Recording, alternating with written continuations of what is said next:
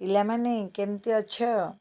ମୁଁ ତୁମକୁ ଭାରତର 29 ରାଜ୍ୟର ନାମ କେମିତି ଶ୍ରୀ ସନ୍ଥ ତୁଳସୀ ଦାସ ତାଙ୍କ ଦୋହାରେ ଲେଖିଛନ୍ତି ସେଇ ବିଷୟରେ କହିବି।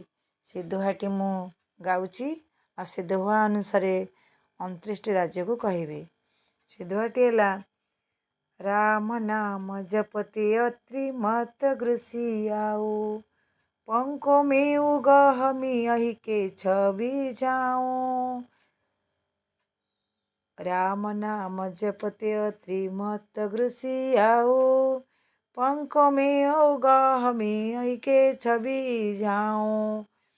रा रे राजस्थान, म रे महाराष्ट्र, ना रे नागालैंड, म रे मणिपुर, ज रे जम्मू काश्मीर, प रे पश्चिमबंग, ते रे तेलंगाना, ओ रे असम, ते रे त्रिपुरा, म रे मध्य प्रदेश, त रे तमिलनाडु, ओ रे गुजरात, सी रे सिक्किम, आ रे आंध्र प्रदेश, ओ रे उत्तर प्रदेश, प रे पंजाब, क रे कर्नाटक, मे रे मेघालय, ओ रे उत्तराखंड, गो रे गोवा, ह रे हरियाणा, मेरे मिजोराम, और अरुणाचल प्रदेश, सी रे हिमाचल प्रदेश, के रे केरल, छ रे छत्तीसगढ़, बी रे बिहार, झा रे झारखंड, ओ रे ओडिशा।